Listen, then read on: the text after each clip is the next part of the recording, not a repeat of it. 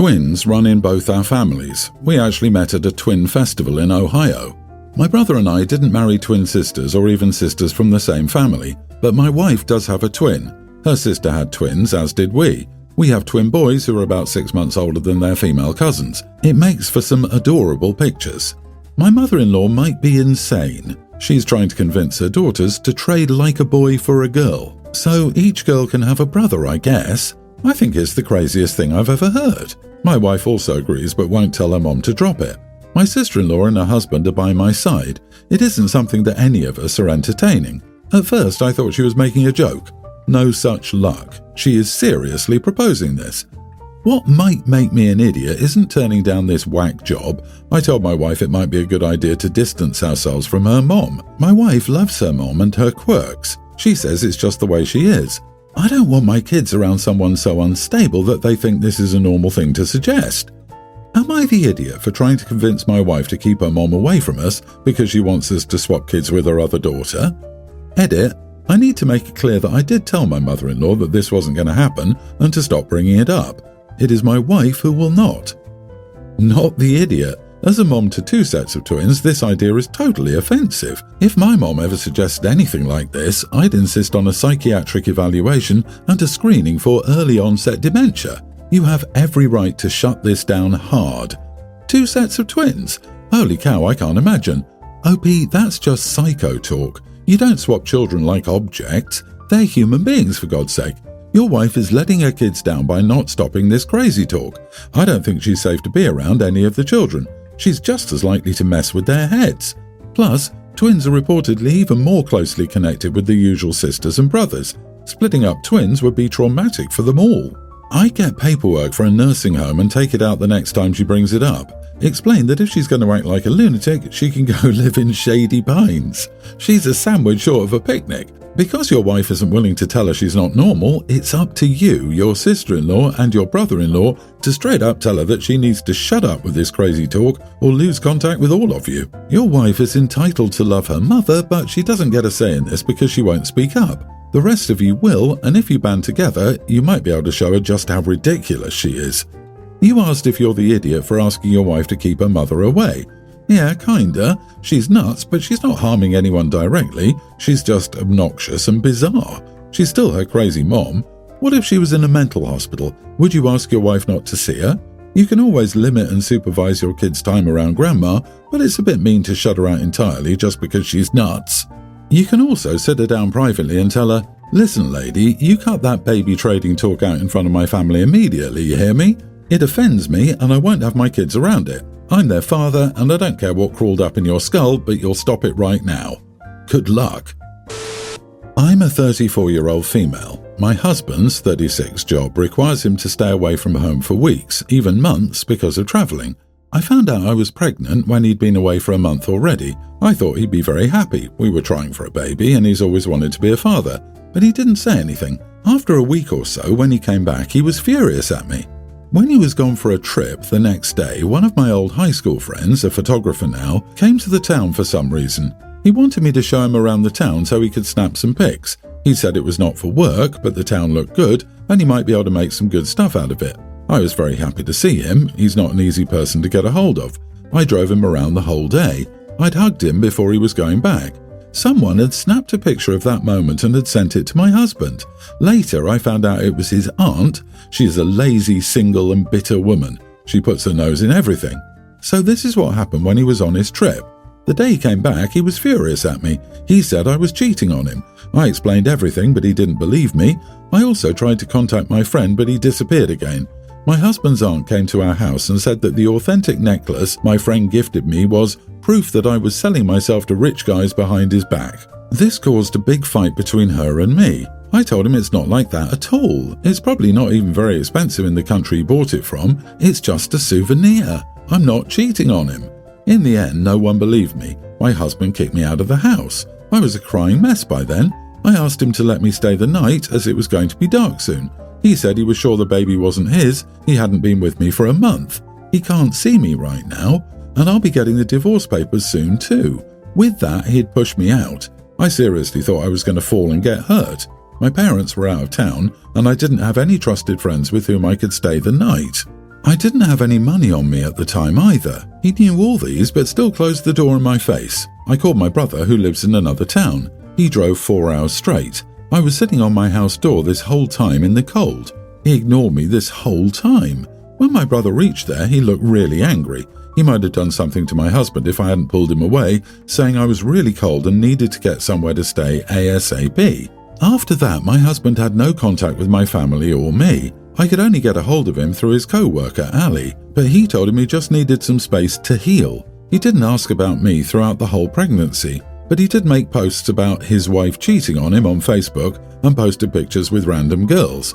I don't know who they are. He never answered my texts or calls. He wasn't there at the birth of my boy. He didn't come even after 3 days, even though I informed him. My brother had to go to his house and bring him. Then they did a paternity test and, surprisingly, it's his. Who could have known? Since then, he's apologized. I have yet to show him the baby. I don't think I should.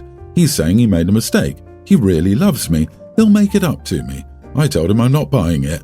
He says I can't keep his baby from him. It's his baby, he has a right to see it. I'm the idiot for keeping his baby from him. Am I? Not the idiot. Yes, he has a right to see his son, and he's very welcome to get this right established by the court.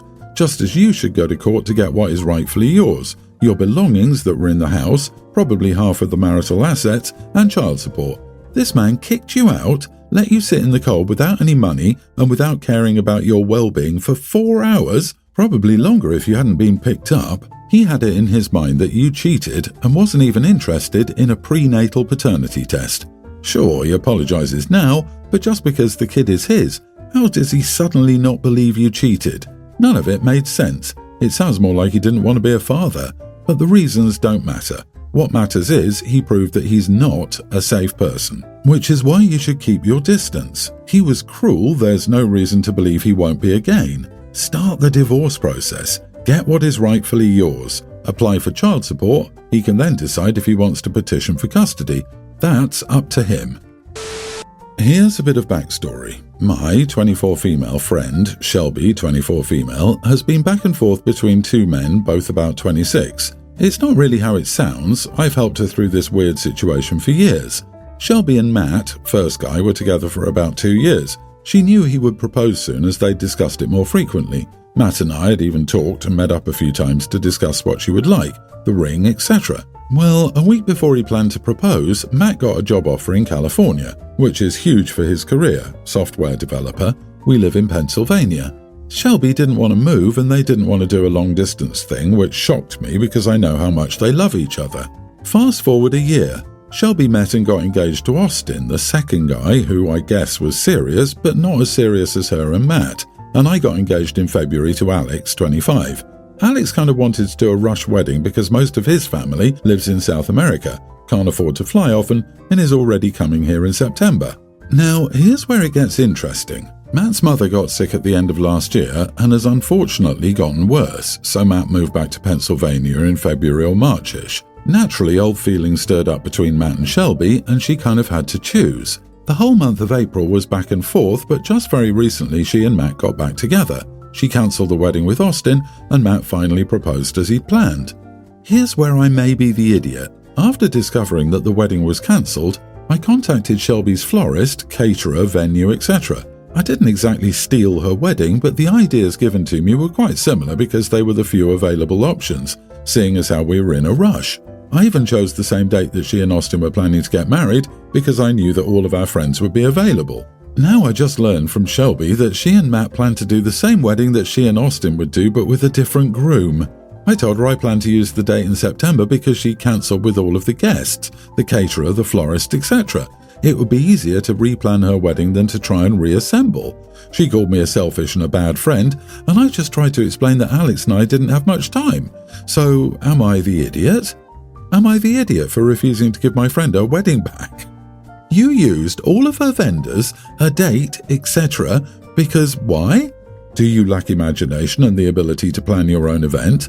You're even using similar or the same choices for decor, all under the guise of there aren't that many choices available. If you were really in a rush, you would have something simple and easy to plan and not take ideas from others, including the date. The date is the one that really gets me. You took a wedding date because friends are available and see no issue with that. You've also had 7 months to plan. Why did you wait so long before you started booking vendors? Don't you know that it's easier to ask for forgiveness than permission? You are the idiot. Whoa, wait a minute. If the friend hadn't already cancelled everything, I would agree. But having already cancelled everything, the friend lost the date. She has zero to say about this. OP is in the clear, not the idiot. Your friend is probably not going to forgive you for taking advantage of her broken plans. If you're good with that outcome, I think you're fine. It's a little crass on your part, but not nearly as much as her trying to reuse her planned wedding for a completely different guy. I was never bullied in school. I was a big kid and I played sports, so I had teammates, if not friends, around me all the time.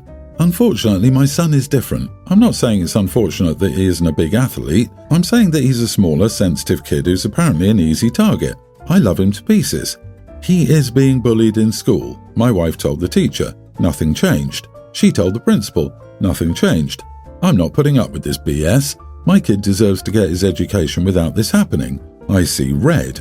I demanded a meeting with the principal and teacher. At the meeting, my son was present. I asked why the bully hadn't been punished, expelled, or suspended. They said there were no witnesses and that they didn't know if my son was lying to get this other kid in trouble. My son is almost in tears. I ask if the school has a zero-tolerance policy for violence. They do. So I tell my kid in front of them that he has my permission to defend himself against the bully. If he gets expelled, I will deal with that. I don't care how far he takes it. The only thing I say is that under no circumstances do I want him to act first. Let the other kid start it, then retaliate. Since it's a zero-tolerance school, they will both get expelled, and I can afford a lawyer and a private school. My kid actually looks up and smiles. He says he knows he can't be charged with a crime in Canada because he isn't a teen yet. This scared me a little because what was this little idiot planning to do? The principal and teacher both got very angry with me for counselling violence as a solution. I asked them how they would like to deal with the issue of my child being bullied since it's their job to deal with it. They said they would take care of it. I don't know what they did, but my child has been happier for a few weeks now. My sister-in-law is a teacher at a different school. My talk with the principal is hot gossip in our small town. My wife found out about it and said that I was in the wrong for how I dealt with it. For the record, I didn't actually want my son to bite that kid's nose off or anything. It was more of a kick in the pants to get the school to do something. Not the idiot. My son was being bullied until I had the very same talk as you. The school calls and says my son was suspended for hitting the other kid. I told them they had a duty of care for my son and they obviously disregarded that duty. We never heard any more about it. The right to self-defense is one of the most sacred rights we possess. Bullies only stop bullying once they've been given a reason to do so. Your son must have given his bully a reason for that. Be proud of him. Also, your wife is an idiot. If she thinks what you did is wrong, counter by asking her if she's okay with your son being continually bullied. I, female 33, just had my birthday last week. The only problem is that no one in my family remembered. My maternal grandfather passed away about a month ago, and my entire family, mom, dad and 2 younger brothers, flew back to my mother's home country for the funeral. Unfortunately, I couldn't go as I've only recently started a new job. I wasn't close to my grandfather, so I wasn't upset about staying behind. My family was gone for 22 days, and we FaceTimed and stayed in constant communication during their trip. I think it's great that my mom got to reconnect with family, and my brothers got a chance to meet everyone. They returned last Wednesday and have been readjusting due to jet lag since then, understandably. My birthday was last Friday, 2 days after they got back. To be honest, I wasn't expecting more than birthday wishes from everyone, but the day passed without a word from anyone. Was I annoyed? Sure, but I wasn't too upset. I'm not the biggest birthday person. I had a nice birthday dinner with my boyfriend and a few friends. All heck broke loose Saturday afternoon when I got a really angry phone call from my dad. I guess my boyfriend did a special Instagram post for me, and my brothers saw it and showed it to my parents. I had no idea he did this as he isn't a big poster. Anyway, I could hear my mom crying in the background while my dad laid into me, saying that they were sorry they forgot, but not saying anything and then posting about it online was passive-aggressive and mean. I told him I wasn't upset and didn't think a 33rd birthday was that big a deal anyway. He said a few more things before abruptly ending the call. I didn't hear from my family for the rest of the weekend. Today, Monday, I woke up to a bunch of notifications. I guess my mom did a Facebook post talking about ungrateful kids and how I ruined their surprise party for me and tagged me. My extended family seemed to agree that I was a jerk. I've tried calling my mom, but she didn't answer, so I posted my own reply and said, "You guys forgot and no one wished me a happy birthday, unless you count Dad calling and yelling at me. Both of my parents have been calling all morning, but I don't want to take their calls yet." Am I the idiot? Not the idiot. It's unfortunate but understandable that they may have forgotten, given having to deal with your grandfather's passing, though you'd have every right to feel upset about them forgetting too. But boy, are they the idiots for trying to play the victim for their mistake and get everyone to blame you. If the truth of what they did shames them, they have only themselves to blame. You didn't call them out, you defended yourself from their lies and manipulations. Good for you and happy belated birthday. Sweetie, there was no surprise party. They forgot. They were embarrassed. They tried to make you the bad guy. Your dad apologized for forgetting, but was there a surprise party in the works? Make it make sense. Your parents are foul for this. You need to take a big step back from your family. Their reaction to forgetting your birthday is unhinged.